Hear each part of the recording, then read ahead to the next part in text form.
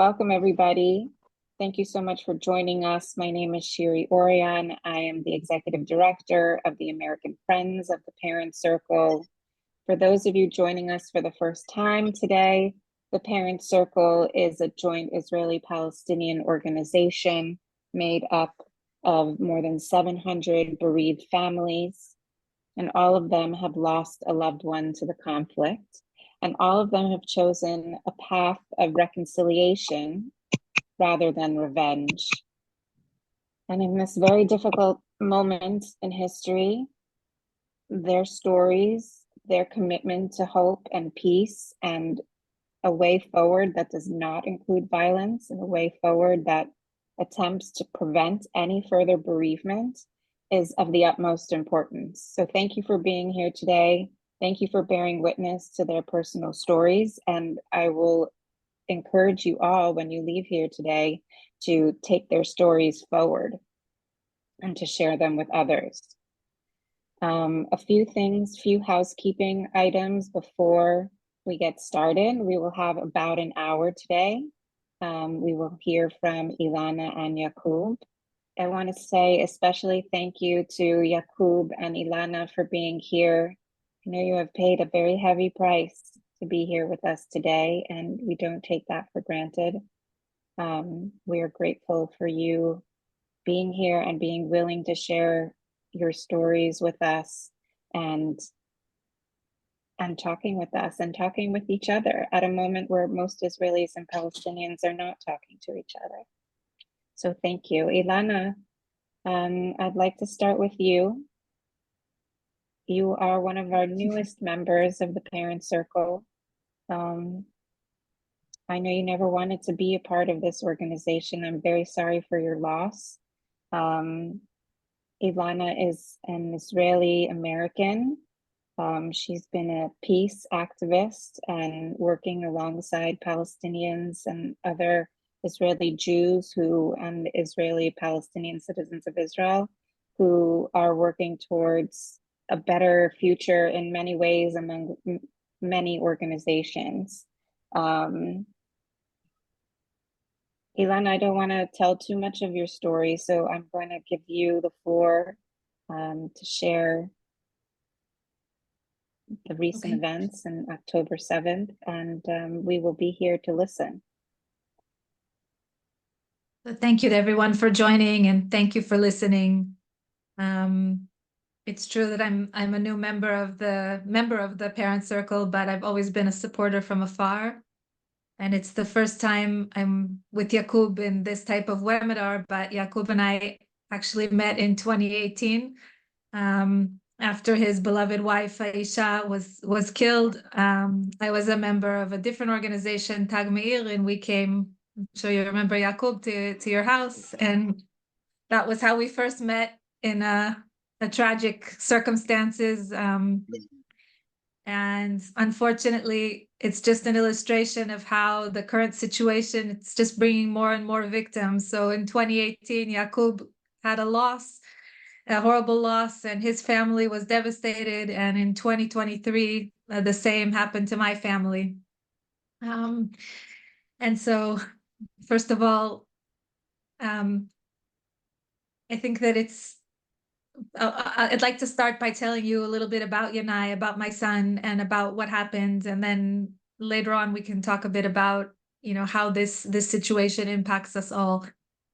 As Shiri said, I grew up in the US and I moved to Israel, and I always believed that peace was something that would happen. I moved to Israel in the 1990s. It was Oslo. Rabin was prime minister. And there was this idea that there were a lot of problems, a lot of challenges, but we were working towards a solution. There was something better, that whatever was now, that in a year, in 2 years, or in 3 years, things would be better than they are now, and that we were advancing somewhere good. And in the past 2 decades, that's completely turned on its head. If we felt like we were advancing to somewhere good, I think for sure in the last decade, I had a sense of that we were advancing, we were going backwards in time. We were going farther and farther apart. We weren't going in the direction that I believed in, and the future that I wanted for my children. I live in a place called Sur Adassa. It's not a settlement, it's part of Israel proper, but it's very close to the Green Line. The edge of Sur Adassa is literally touching the Green Line. And right on the other side of the Green Line is a Palestinian village called Wadi Fukin. And it was clear to me from the time that we moved here in 2000 that if we wanted to have a peaceful life and a good life living in Sur Adassa, that meant that people in Wadi Fukin also had to have a peaceful life and a good life uh, and and respect and dignity and safety, just like I wanted those things for myself. And so I became very active just on a local level, because sometimes it's hard to solve problems on a national level, but on a local level, you can just be good neighbors to one another. And that's kind of what we focused on. I have 4 children. Yanai is my oldest, and 3 more. And it was also very clear to me that if I wanted them to have a future, and I imagined a future for them that would be better, that would be more peaceful, and that I had to work in order for that to happen. And that meant working on a local level with my Palestinian neighbors, and also on a national level to whatever degree was possible. I can share that although there's been a sense of things going backwards for a long time, there was a sense of pending disaster when the current Israeli government came to power, because any kind of balance, any kind of sense of looking for a solution that existed before, at least from some people, disappeared when this government came to power. And I lived for the last year with the sense that I was in a car and we were driving towards a cliff, and that there would be, and we were in the car and there was no way to stop it, and the cliff was ahead of us and something horrible was going to happen. I didn't know what. I couldn't have imagined October 7th. It wasn't something that I had in my mind, but I had that sense that something bad was, that there was no way that such a radical government could be in power without creating a cycle of violence, without encouraging a cycle of violence, and that it was going someplace bad. I spent every weekend protesting the government last year. We hoped that that would somehow have some kind of an impact, make a difference. I know many Palestinian friends felt that the protests were too focused on Israelis and their problems. I definitely listened to that criticism, and it was something that concerned me. But my sense was the most important thing was to get this government out, and then we could make some kind of progress back into something positive. Unfortunately, as you all know, that didn't happen. On October 7th, my son, Yanai, my eldest son, was serving in the army. He was an officer, a training officer. He wasn't in a combat role. He was a training soldier who trained new recruits to be search and rescue professionals. So in the army, there's a search and rescue unit that goes out to help civilians in natural disasters and earthquakes and things like that. And Yanai did training in that unit, became an officer, and he helped train other people to do that work of saving lives. That is something he felt very passionate about. But on the morning of October 7th, he was on his base.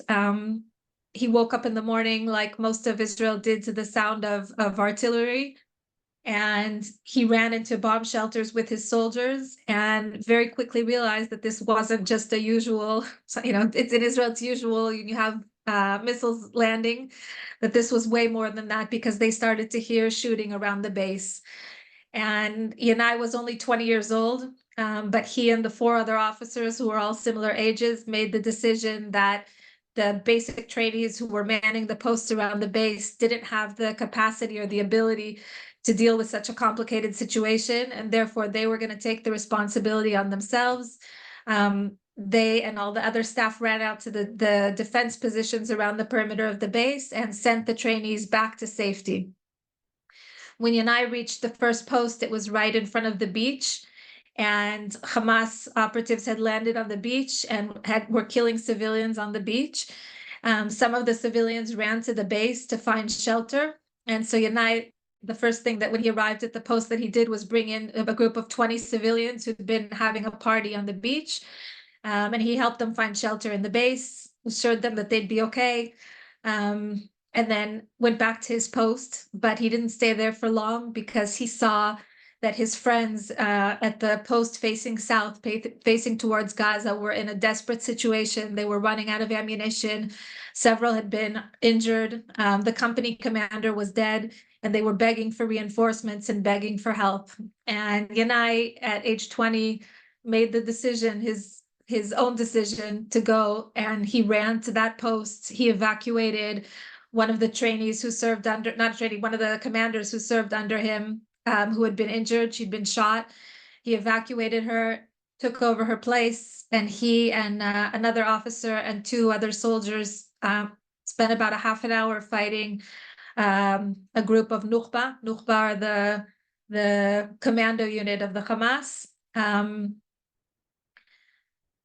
I don't know what was going through Yanai's head in that time, because unfortunately we didn't have any contact with him, and we don't know. And all four of them were killed.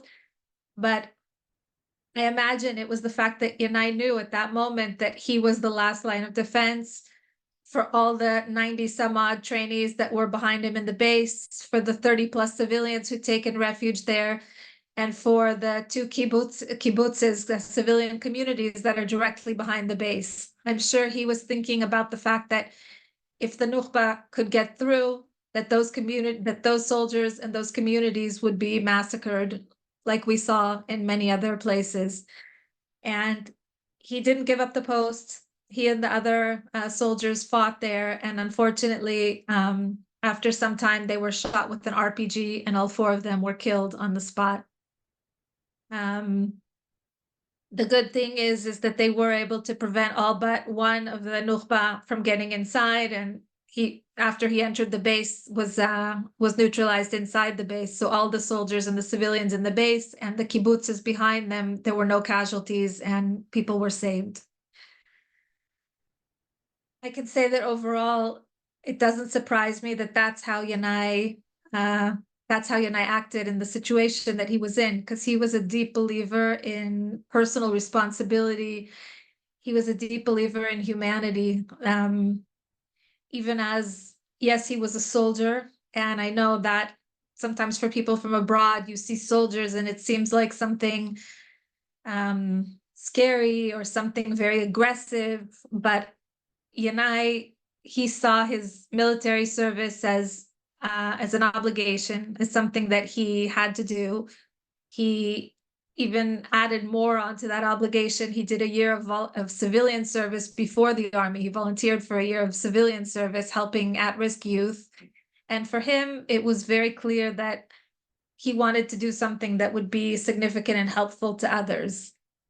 I think he was conflicted to a certain degree, because at home, we raised him to be very aware of the Palestinian situation, of the injustices that are done to Palestinians on a daily level. He'd visited many Palestinian friends. We had many Palestinian friends in our home. He was aware of the challenges, and he was able to be critical of Israel and critical of certain policies, but still also feel like he had to serve. And I think in academics, they call it a complexity mindset. He held that complexity mindset within his young mind. And I think it drove him to, first of all, to try and think about how to use his service to do good. And that drew him to the search and rescue job, because he felt like it was something that he could really feel good about what he was doing. And it also led him to really be focused on the educational aspect of his service. So he all along was involved in both before he became an officer and after he became an officer, with training others and helping them develop their mindset and develop their own complexity thinking. And he invested a lot in seeing the humanity of everyone he worked with. Just a couple of stories very briefly. First of all, he felt that it was really important to see his soldiers as individuals, as human beings, and not just as pawns with uniforms. And so every night when all the rest of the staff would go to sleep, and they didn't have a lot of time to sleep, he would spend his evenings going around to the different guard posts and talking to his soldiers. And he always wanted to know what were their families like, what were their dreams, what were their pains, what things were they worried about. And he really invested in going deep and having those one-on-one conversations with his soldiers, because and he even wrote about it, that he felt that if his soldiers felt that he and the other staff members cared about them, that would enable them to do their job better. And that was part of his role as a leader. He said many times that he didn't want to receive respect for his position or his rank, but rather for the fact he wanted people to follow him because they could see how much he cared about them and who they are. And just a very last story,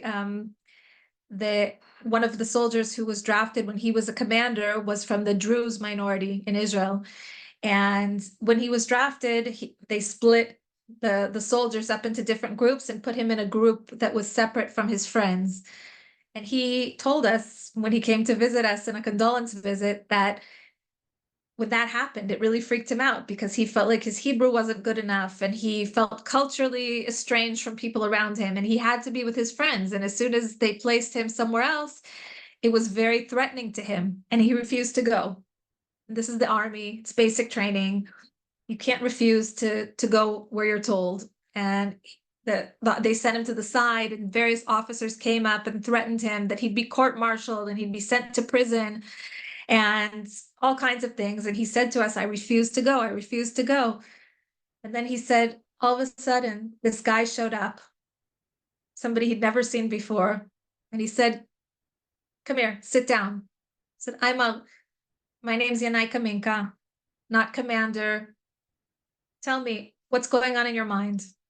And he told him, and he said, within 2 minutes, I was ready to go with him because someone saw me. Someone saw me as an individual and someone saw me as a human being. And to me, that's who he and I was. That's what he believed in. And it's incomprehensible, the idea that he's not here with us to share that kind of thinking with his generation, with the young generation in Israel, in Palestine, because we need people like that who can see the individuality of the others and have relationships and develop those relationships. And I would have wanted Yanai to meet Rama, Yacoub's daughter. And, they're the young leaders who could develop a future for us. And it's a tragedy, I think, for us all that isn't the case. And of course, for me as a person and for us as a family. I'm so sorry for your loss, Elana. What a tremendous loss, not just for you and your family, but for humanity. Thank you for allowing us to see Yanai. Is that a picture of him behind you? Yes. I wish more of us could have that complexity mindset that you talked about. That's really what we needed today. We needed people like Yanai to lead us forward. Thank you for sharing. I'm going to turn over to Yacoub. I want to remind everybody who's here that we are going to hear Yacoub through translation, through simultaneous translation. So if you have not yet already, take a minute. There is a picture of a globe at the bottom of your screen. You need to click on that and choose English so that you will hear the simultaneous translation. So you will not hear Yacoub, you will hear our translator Manal. So thank you, Manal, and she will be translating. Good evening, everyone. English.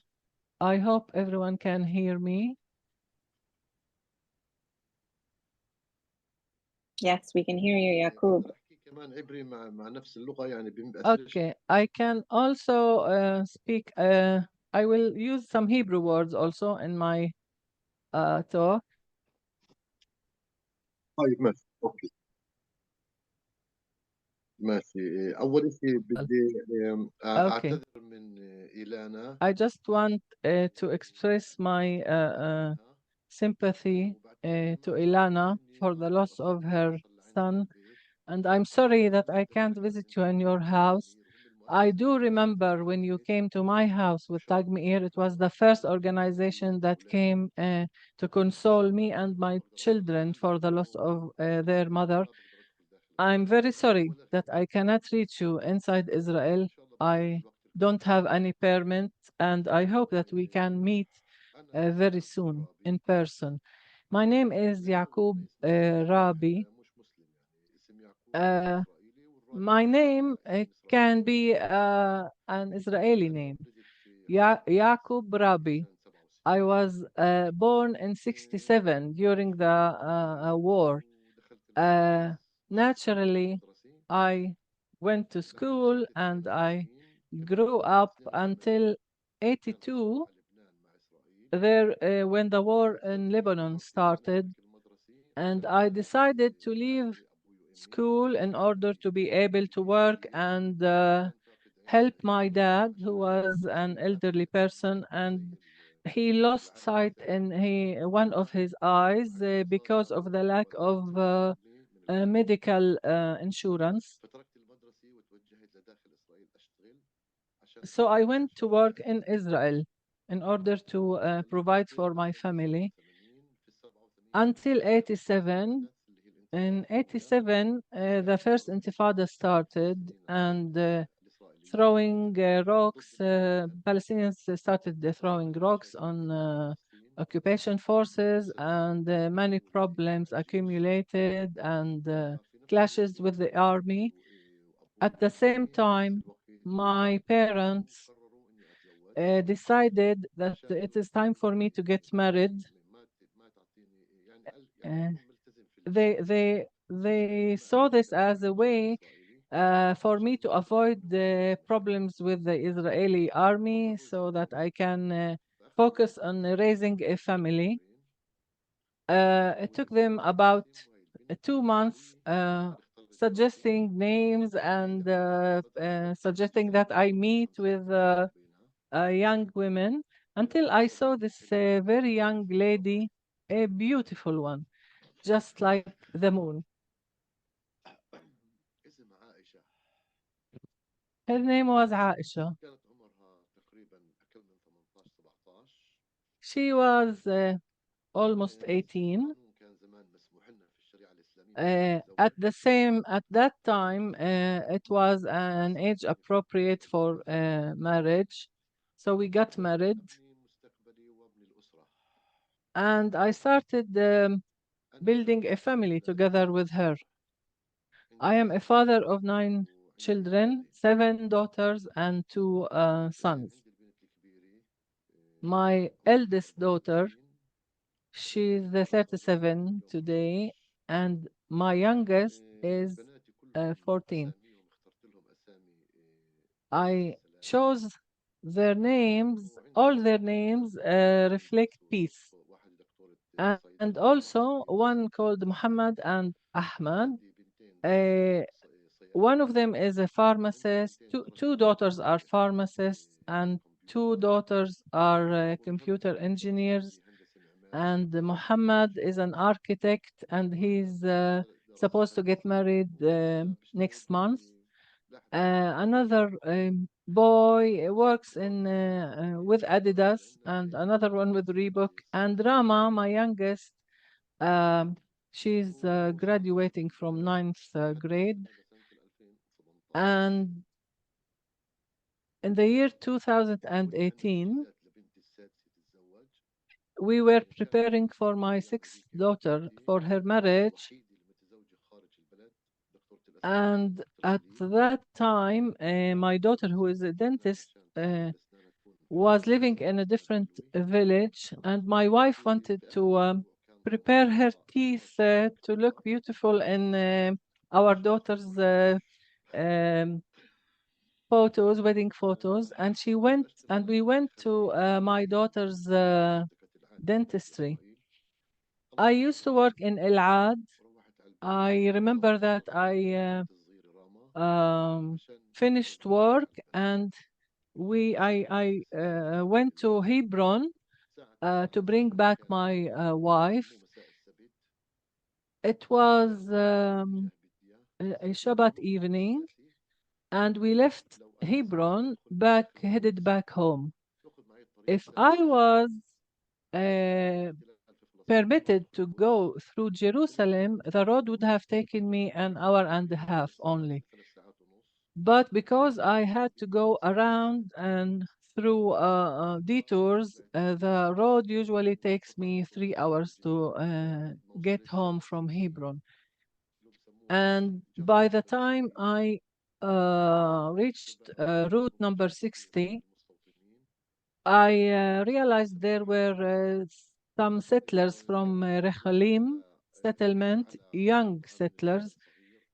They were standing over a hill overseeing the road. And the minute I passed them, they throw rocks on me. It's not stones, it's rocks, and I'm choosing my words carefully because each rock was about 3 kilograms. Heavy rocks.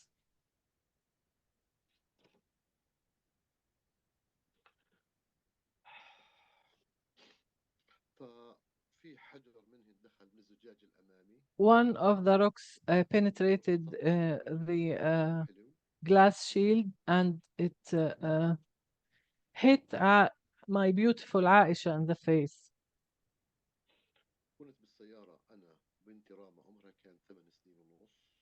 Our daughter Rama was with us. She was then 8.5 years old.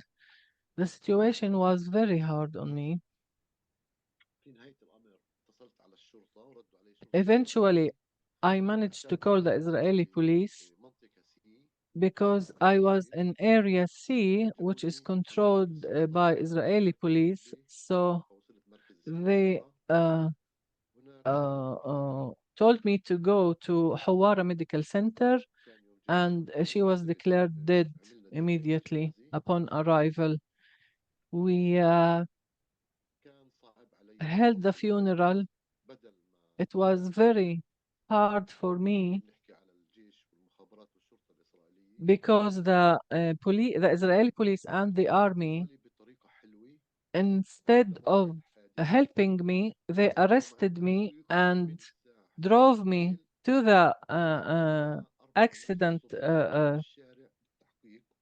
point and held me in the cold in the street and interrogated me to know how this happened. Of course, they wouldn't have dealt like this if I wasn't a Palestinian. So they took photos and took my affidavit and took my car as evidence and left me there alone. And I was hitchhiking. I felt so terrible. I couldn't go home because I knew my children and my grandchildren were waiting for me. I couldn't tell them that their mom was killed. And I felt so ashamed that I couldn't protect their mom for them and their grandmother. Eventually, I entered my home, and at the funeral, many Israelis also attended. And one of my neighbors asked me, "Why are these Israelis in your house? They killed your wife." I couldn't answer him because I knew it would be a problem. Eventually, he asked me again the same question.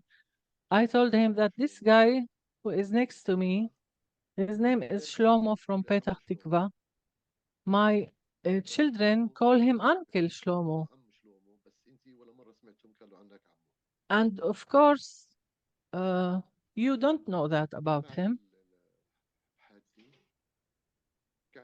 After this incident, we were grieving for 3 days and at our house, and many politicians also came and everything. Of course, politicians came to take photos with me, and they promised me a lot of promises, but until today, none of them did anything. Eventually, me and my children were left alone. But ever since the killing, I was interrogated almost on a daily basis by the Israeli police. I had to leave my job. I used to make a lot of money from my work, but I had to leave all my work and focus on my children because now I had also to replace their mother.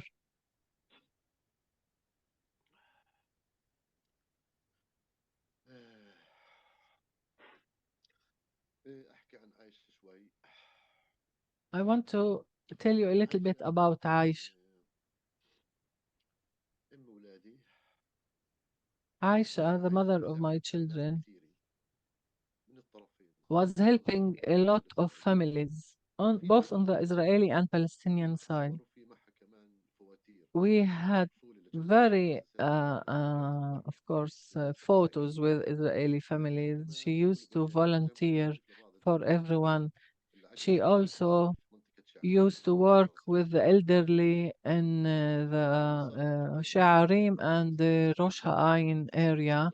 And after the separation wall was built, she couldn't do that anymore, and she focused on Palestinian families only. Aisha uh, loved to study. She finished only ninth grade, and during our marriage, I convinced her to go back to school.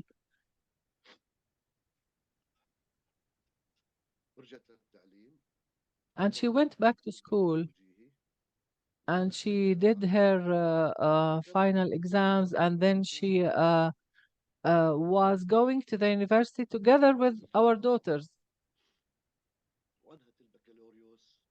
And she studied business administration at the university, and she finished her studies. Following that, she liked cars. She liked Volkswagen Passat cars especially. So when she graduated, and on our wedding anniversary on the 27th of August, uh, almost a month and a half before her killing, I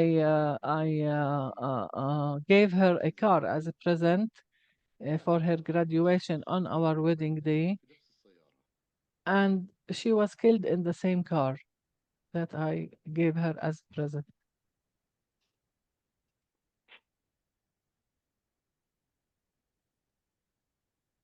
Take your time, Yacoub. أنا من عشاق أودي. Oh, أنا من عشاق سيارة أودي. but I like Audi cars,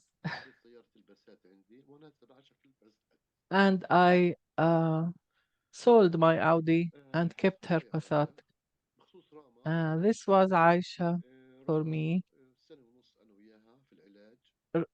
Rama, my youngest daughter, who was with us when all this happened, spent a year and a half in therapy after her mom's killing, together with me.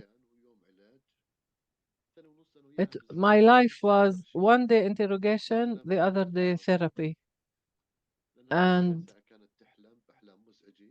she had nightmares about her mom's killing. I had to keep her next to me. Now she is okay. Uh, I just want also uh, to tell you about my daughter who was supposed to get married at that time. Her name is Salam, which means shalom, peace. سلام أجل العرس تبعها تقريبا ما يعادل 10 شهور. Her wedding was, of course, postponed after the killing of her mom. It was postponed by 10 months. But of course, it wasn't a real wedding. It was full of tears. Anyone who participated in my daughter's wedding was crying. But today, thank God, she's happily married and she has children and she gave me grandchildren. الإرهاب Uh, حياتي وحياة عائلتي 180 درجة. terror changed my life by آه، 180 degrees. كنا My life and سعداء. كنا كل يوم جمعة my نشغل family's life. هالكانون، نشوي لحمة، نلبسيت، نطلع We رحلات. were a happy family. We used to gather every Friday. We used to go for picnics. But now nothing seems أي شيء the same. Nothing لما feels the same. بنصير نتذكر Although we function usually as a شيء واحد family, البيت ما even بنتذكر today, but we always remember her. Everything in the house reminds us of her. صعب أنساها. It's very, very hard to المهم forget someone like Aisha. بس الحمد لله ماشي But thank ومستمر. God, we are living, we are بعد continuing our family life. فترة أجى عندي تاجمير. And immediately after the incident, Ilana بعد فترة visited تقريبا me with Tagmeir, شهور and 4 months من العمل almost رحلة after the incident, محمد من I was الخليل. contacted by the forum, the Bereaved الحاسة Families بالإنجاز Forum, اللي كان أيامها. and he فأنا تركت back الشغل then the forum was constituted of 600 families, وأكون أنا and he مكان explained what they do. So I immediately accepted, and I said, I hope that I am the last family that joins this parent circle. And ever since then, I'm a member of the parent circle. I went back to work. Of course, even before the war, I was denied entry to Israel. So now I work in a very small shop, but I will carry on the same message that Aisha and me used to do before her death. And Thank you, thank you for Yacoub. listening. Thank you so much. And Yacoub, we are crying with you. We do not want to forget Aisha either. Thank you for allowing us to know her ممكن and to learn about her. And I will ask you a little bit more. I didn't get to properly introduce you. So for those of you meeting Yacoub for the first time, he's a Palestinian from the West Bank. He lives in a town called Bidia near Salfit. And Yacoub is one of our most active dialogue meeting facilitators. So he speaks fluent Hebrew, and so he goes with bereaved Israeli members to Israeli high schools and also to speak to Palestinians, but also especially to Israeli high schools because of his fluency in Hebrew. And he shares this story that you just heard today. And he's had such an impact, I think, on one of the students in Haifa that they created a film about him, a short film, and entered it into a competition and won. So Yacoub is a very active facilitator of our dialogue meetings, and thank you for, we see your pain, Yacoub, and we also, I wanted people to know about the power of your pain and how you're using that to make a difference and make a change. Thank you for that. We're going to open it up to questions and questions right now. So if you have, I see some questions are already in the Q&A box. Please put them in there, and I will try to get to as many as I can. Before we do that, I want to start with a question. The title of this webinar is called Healing Amidst Crisis. We have been talking a lot about healing at Parent Circle right now because that is what we are focused on in this terribly dark moment in history. On how do we heal? And in our world, we have stripped away all of this sort of loftier ambitions of, we cannot bring people together right now. Yacoub, I want you to share with us also about how your life has been affected since October 7th. I understand that you're pretty much on lockdown.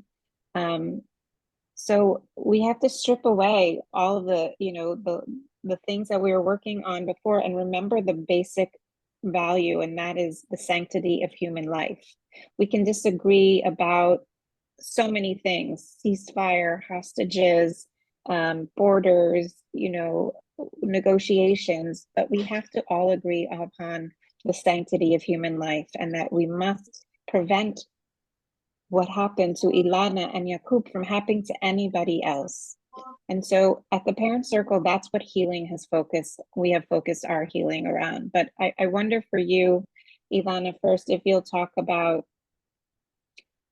your own healing process as a mother, and also your community as an Israeli. The answer to those are complicated and very different. I can't say that we've healed. It's been 7 months, and every day it's the lack of belief again that Yanai is not going to walk through the door and he's not going to be in his room, and there's no way you can wrap your mind around that. Like Yacoub, I think our first focus was on our other children, just like Yacoub unfortunately had to do it on his own. My husband and I are together. We have 3 other children. And it was on how to give them some kind of a sense of their world was shattered, but that something is still standing and that something is still there for them. My second son, Liam, who's less than 2 years younger than Yanai, lost one of his closest friends on October 7th as well, in addition to his brother. And 6 weeks after that happened, he was drafted to the army, where he's now training as a paramedic. Like his brother, he was called to do kind of service that was focused on saving lives. And so that's what made him join the paramedics course. But it was on giving them the sense of support and love, and that their world is still standing. And so that has been our focus on one side. On the other side, I think that for me, I don't know if it's exactly healing, but it's, when you feel like everything's falling apart, the only thing that keeps me sane is to do things like the Parent Circle and to reach out to my Palestinian friends, because the sense is there's such a disconnect. Like Yacoub said, all the Palestinians have been on lockdown since October 7th, and they are deeply suffering and in a lot of pain. But I think a lot of Palestinians who don't speak Hebrew as well as Yacoub don't realize that there's also a lot of pain on the Israeli side. And for sure, a lot of Israelis are focused on the pain we're suffering and don't understand the pain on the Palestinian side. It's like each side is in their own pain, and they can't see. It's not that they don't care about the pain of the other side. They don't see it. It's not there for them. And so what I've tried to do is to use my story and Yanai's story to somehow try and find a way to get through those walls, whether it's telling Israelis that I meet about people like Yacoub, and about my friends in Wadi Fukin, the village nearby, and that yes, Hamas committed crimes, and some of the crimes were horrible crimes, but there were 3,000 people who came through Israel on October 7th through Hamas, and there are 7 million Palestinians. So you can't make the assumption that every Palestinian is going to behave like Hamas did. And to try and help people understand that, and to try and help them see the suffering of the Palestinian people that they don't see. It's not in front of their eyes. And on the other hand, to try and reach out to Palestinian friends and explain to them to tell them that I feel their pain also, that I see their pain, I see their suffering. During the week of Shiva, of the mourning week in Jewish custom, you sit at your home and people come and console you. And while I was sitting there, I hardly open my phone, but I one time looked at my phone and I saw the WhatsApp groups of our local activists were like exploding. And they were exploding with stories from the Palestinian village from Wadi Fuqin that people couldn't leave. So somebody was needed medical treatment and they couldn't get out, and they needed medication and they couldn't leave, and they needed diesel for their tractors and they couldn't get any. And all of a sudden, like I just realized, like we're in this horrible situation, but they're also in a horrible situation. And I wrote them a letter saying, I see your pain, and this is my pain, and I see your pain, and they're both there, and they're both legitimate. And I'm hoping things like that and messages like that will somehow change something, because right now it feels a lot like we're trapped in this cycle of violence, and our leaders are focused only on revenge, and we're all paying the price. Yacoub is paying the price. His children are paying the price. My children are paying the price. A few days after October 7th, my 16-year-old daughter climbed in bed with us and she said to us, Mom and Dad, like, what do we do if Hamas comes into our house? Where do we hide? Because she'd seen all the stories of, people that were massacred, and I didn't know what to say to her. Our children, Yacoub's children, and my children deserve a better future, and there's no one who can create that for us if we don't do it ourselves. And I feel like that has to be, if there's any meaning in Aisha's death and in Yanai's death, it has to be to create a better future for Yacoub's children and for my children, because they all deserve it. They sure do. They sure do, Elana. We are all here to support your children having a better future, both you and Yacoub. Yacoub, I want to turn to you now. Your loss was 6 years ago. How have you been able to heal? I understand that the healing doesn't end, and nobody is ever healed from something like this. I know there's a bereaved mother that I know that says you learn to live with the pain sitting next to you all the time. Can you tell us a little bit about your healing, Yacoub, since the loss of your wife? And also, if you could tell us a little bit about what life is like for you now, and how your community in the West Bank is handling, and how they are healing from October 7th.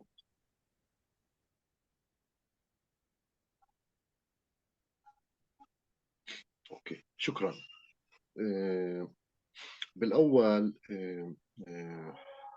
انا لازم اكون At قوي. the beginning, I realized that I have to be strong because I had 9 children. If they feel that I am weak, then the family would have collapsed. So I had to be strong in order for my family to survive. I taught my kids that everyone is equal, no matter what their color or religion. We don't discriminate between Muslims, Christians, and Jews. Black and white are the same. We all deserve to live. But our problem is the occupation, because we do not see justice or even the slightest form of freedom. So we live on hope.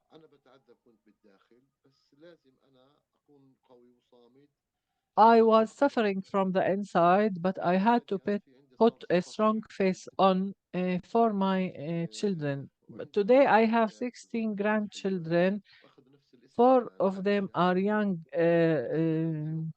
granddaughters, and they are all called Aisha. My children chose to name their daughters after their mother's name. So I call them Aisha number 1, Aisha number 2, etc. My participation through the forum, through the schools, and I also do such activities on the Palestinian side. I was born to peace. I believe that my kids are born for peace. And if I can't bring peace in my life, then I should work towards peace through my children's life. And as I said, my daughter was named Salam, peace. And as for the conditions of life today, following October 7th, it is very harsh conditions. Yesterday, I was in Wadi Fuqin, in the Bethlehem district.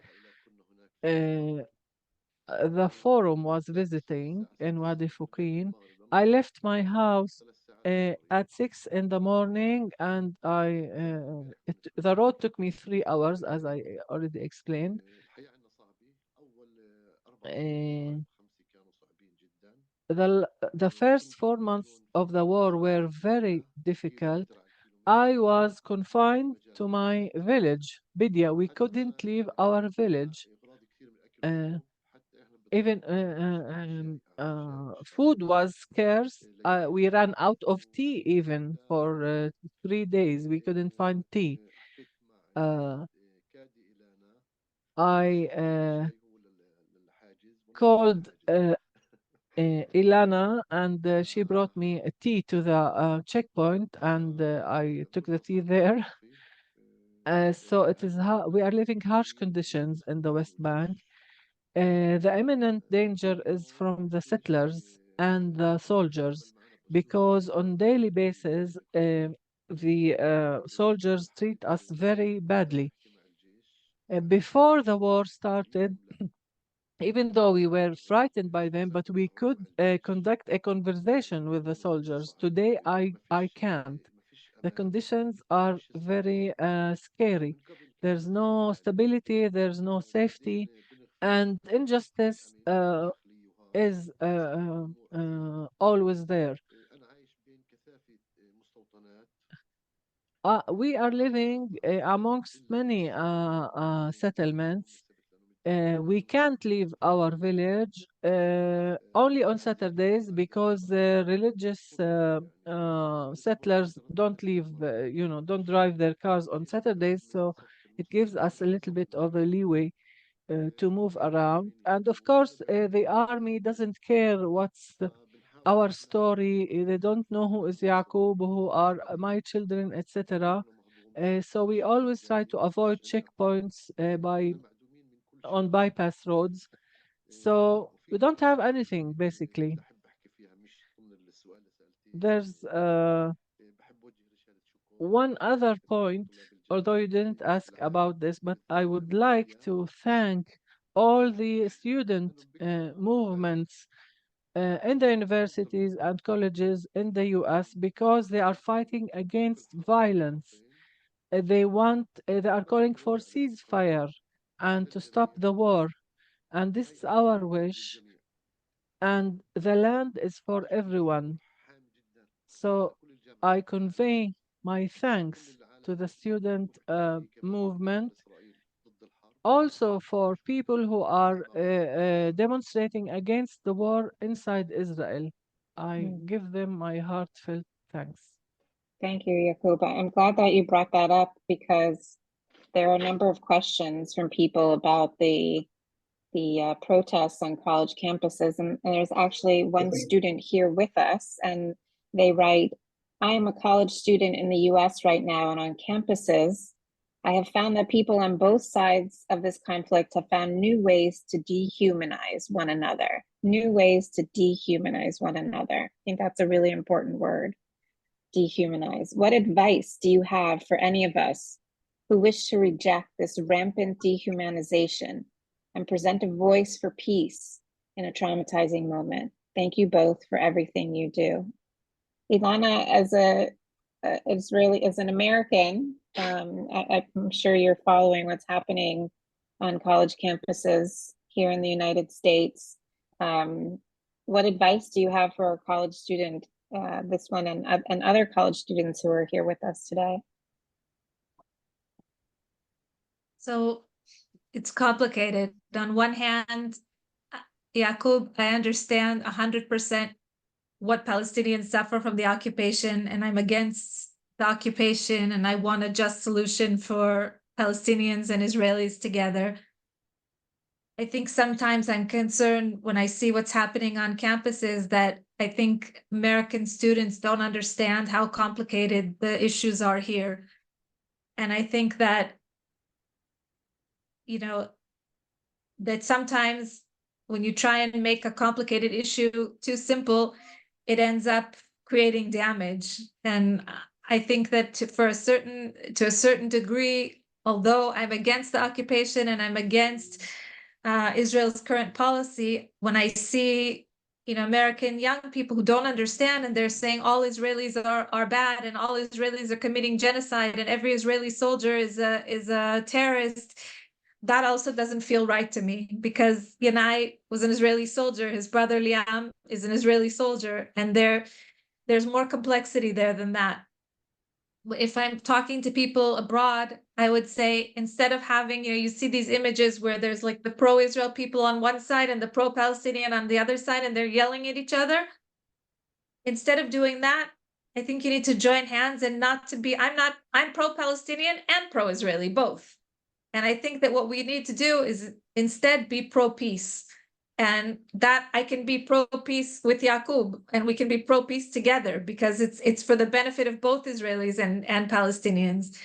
And I think that people abroad, if they could change that and show that it's not, and I say this to Israelis also, it's not Israelis win and Palestinians lose, or Palestinians win and Israelis lose. It doesn't work. It's not one side win and one side loses. Right now, in the current situation, everyone's losing. Palestinians are losing. Israelis are losing. It's crazy. It's not a good situation for anyone. And I think if we win and if we have a peaceful and just solution for that serves everybody, we'll win together, just like we're losing together.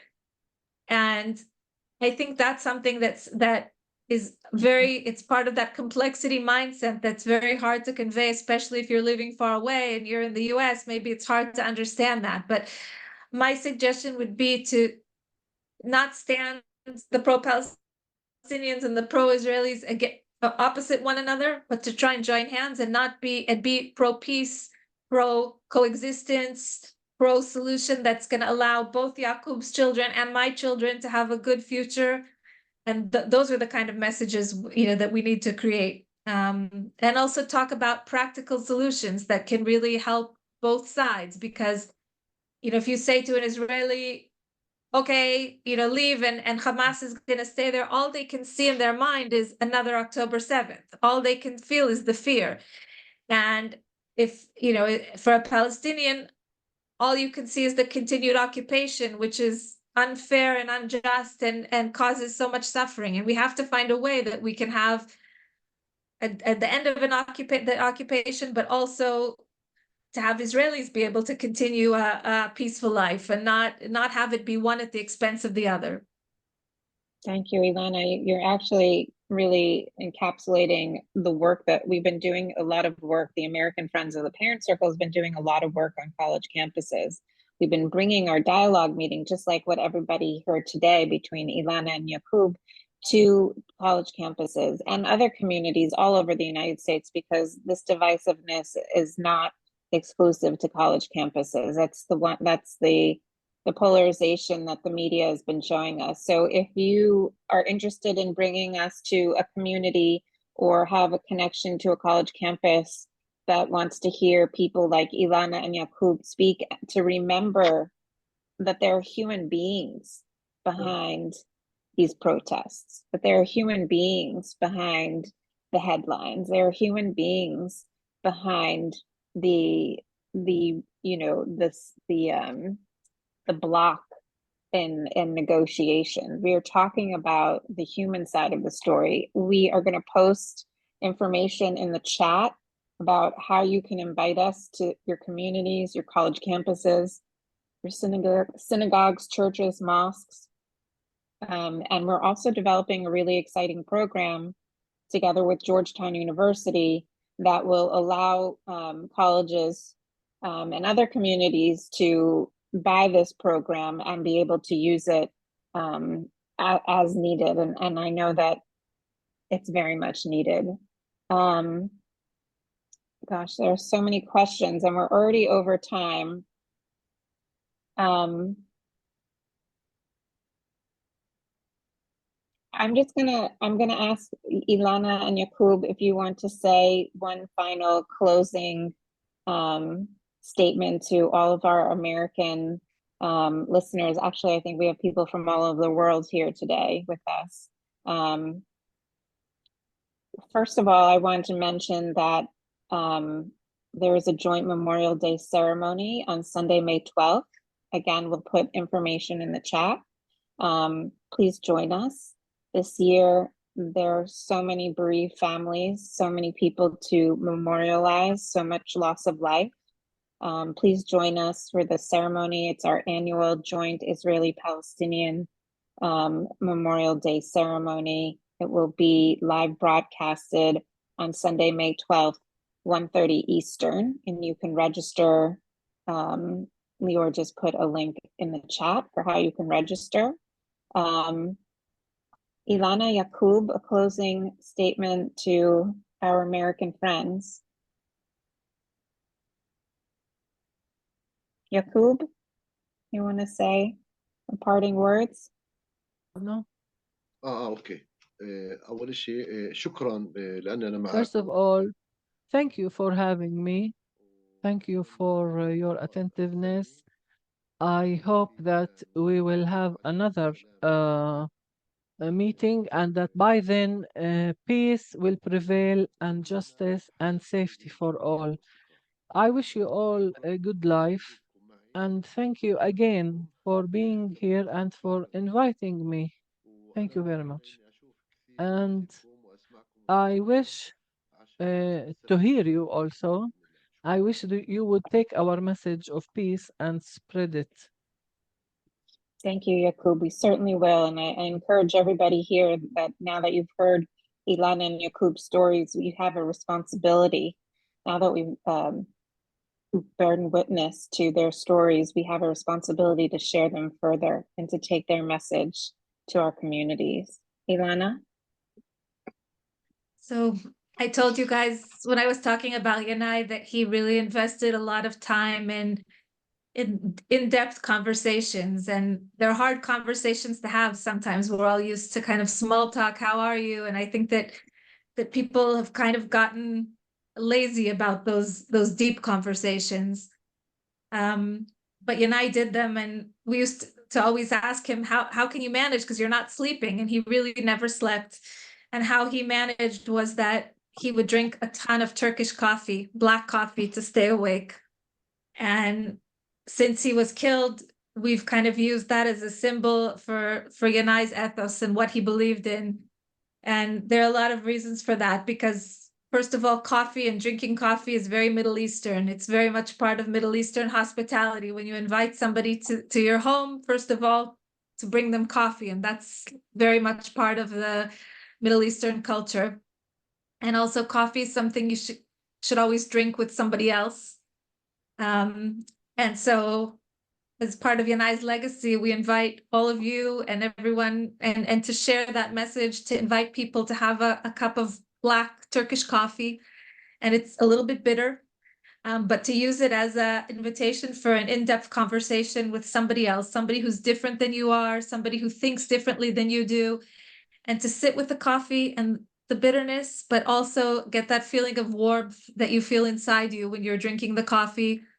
And share that Middle Eastern hospitality of connecting with another person over a cup of coffee as human beings, as two human beings to one another, and to share that as Yanai's legacy. And it's something that you can do no matter where you are, in Israel, in Palestine, or in the US, and connect over those cups of coffee and have those deep conversations and see others as individuals.